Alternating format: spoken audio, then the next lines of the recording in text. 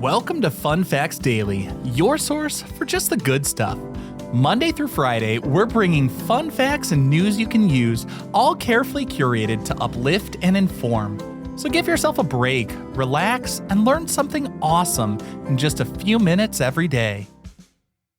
Hi everyone, I'm your host Kyle Wood. Today we'll be learning a bit about barbecue, but before we get into the facts, let's warm up our brains with a little challenge to see if you can tell fact from fiction. Consider this. There's a widespread notion that marinating your meats for hours or even overnight helps the flavors penetrate deep into the muscle, making your barbecue truly tender and flavorful from the inside out. What do you think? Is this an actual fact or a widespread fallacy? We'll find out at the end of the episode.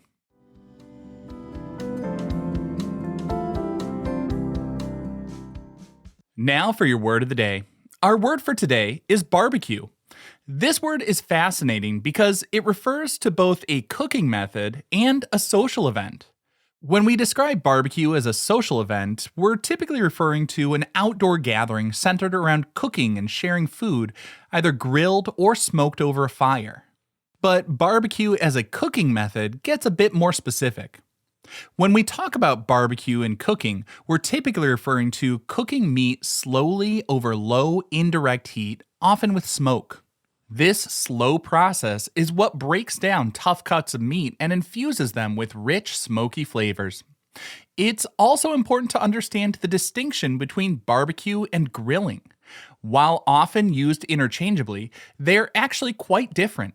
Grilling involves cooking food quickly over direct, high heat, like cooking hamburgers or hot dogs on an open flame. Barbecue, on the other hand, is a much slower process using lower temperatures and indirect heat over a longer period, often many hours. This distinction is key to understanding the deep culinary traditions associated with barbecue. The etymology of barbecue is also quite interesting. While many associate barbecue with the rich tradition in the United States, it's widely believed to have originated from the Taíno word barabicu, B-A-R-A-B-I-C-U, which described a wooden framework for cooking and drying meat over an open fire. Spanish explorers encountering this practice in the Caribbean adopted the word as barbacoa. From there, it made its way to English, evolving into barbecue.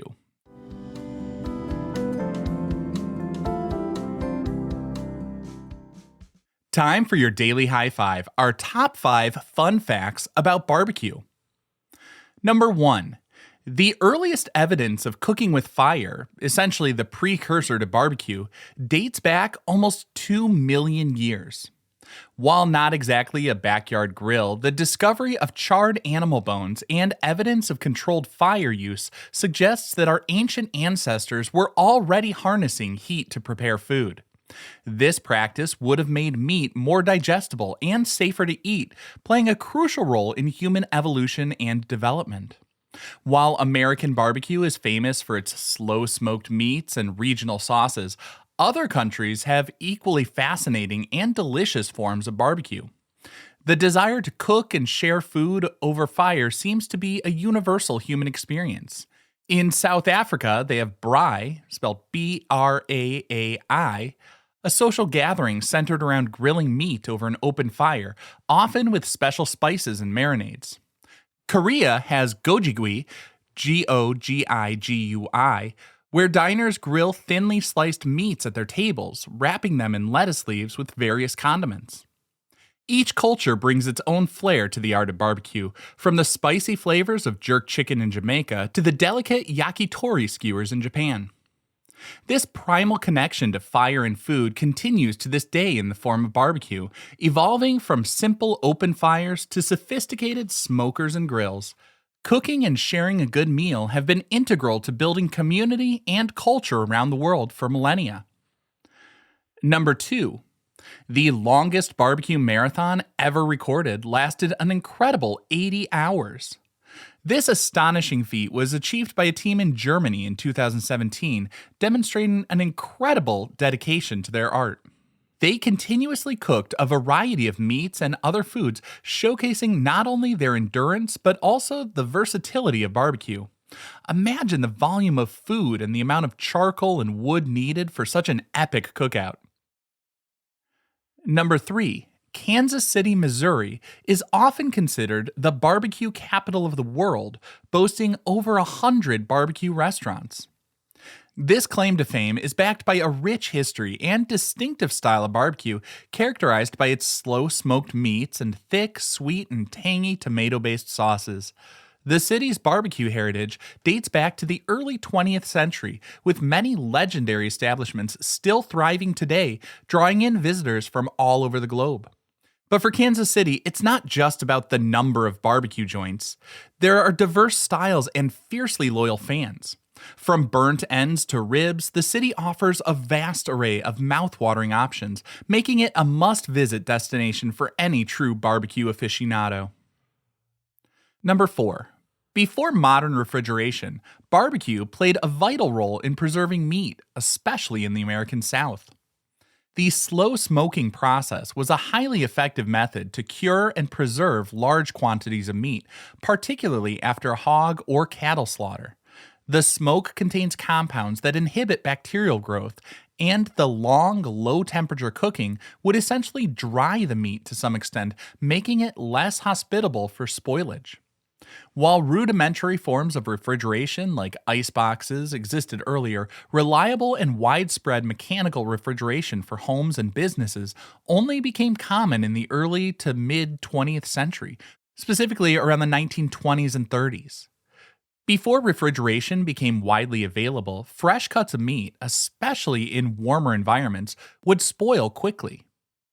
Current guidelines tell us that raw meat starts to spoil after about 2 hours at room temperature. But smoking the meat could preserve it so it would remain edible for weeks or even months.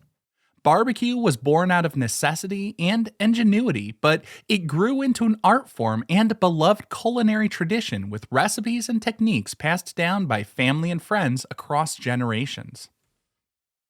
And our fifth and final fun fact for today: a properly smoked brisket can lose up to 50% of its initial weight during the cooking process.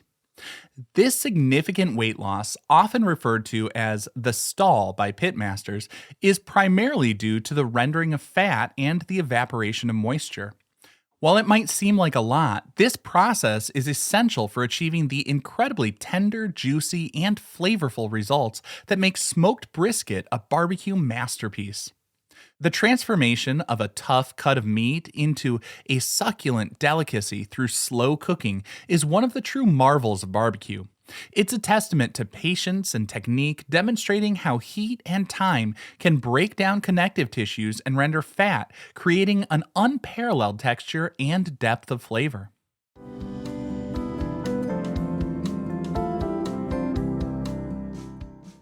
Now for some news you can use. If all this talk of delicious barbecue has you wanting to try your hand at grilling or barbecuing, here are a few things to keep in mind. One of the best tips is to focus on the type of wood you use for smoking. Different woods impart distinct flavors to your meat. For example, hickory provides a strong bacon-like flavor, while applewood offers a milder, slightly sweet and fruity note. Oak is versatile and gives a medium smoky flavor, perfect for beef. Experimenting with various wood chips or chunks and understanding how they interact with different meats is key to developing your signature barbecue taste.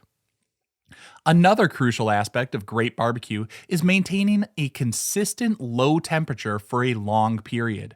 This low and slow approach is what breaks down the tough collagen in cuts like briskets and ribs, making them incredibly tender and juicy. Investing in a good thermometer and learning to control your smoker's airflow are essential skills for achieving this consistency, ensuring your meat is cooked perfectly every time. Now shifting gears to grilling, here's a great tip: always preheat your grill thoroughly before putting any food on it. It's a crucial step that many people rush past, but it makes a huge difference in the outcome of grilled food. Preheating ensures that the grates are hot enough to create that beautiful sear and prevent food from sticking. When you place food on a cold or lukewarm grill, it's more likely to stick, resulting in torn pieces and an uneven cook. A properly preheated grill also helps to cook your food more evenly, as the consistent heat transfers efficiently to the entire surface of what you're grilling, leading to better flavor and texture. Now for the moment you've been waiting for. At the beginning of the episode, I asked if you think it's true that marinating your meats for hours truly penetrates deep into the muscle, making the barbecue tender and flavorful from the inside out. Well, that's a fallacy. While marinades are fantastic for adding flavor to the surface of your meat and can contribute to tenderness, their ability to penetrate deep into muscle fibers is actually quite limited. Most of the flavor and moisture from a marinade will only go a few millimeters into the meat.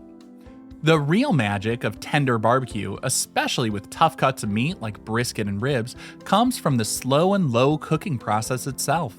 So while marinating is a great way to add a flavorful crust, don't expect it to transform the entire piece of meat from the inside out. I hope you enjoyed learning a bit about barbecue with me today. Be sure to tune in every weekday for even more fun facts. Fun Facts Daily is an Airwave Media podcast. It was written, recorded, mixed, and edited by me, Kyle Wood. Thanks for sharing a part of your day with me. Be sure to follow Fun Facts Daily on your favorite podcast app so you can keep the good stuff coming your way every day. And if you like the show, please do me a favor and leave a kind rating, review, or just tell your friends about it.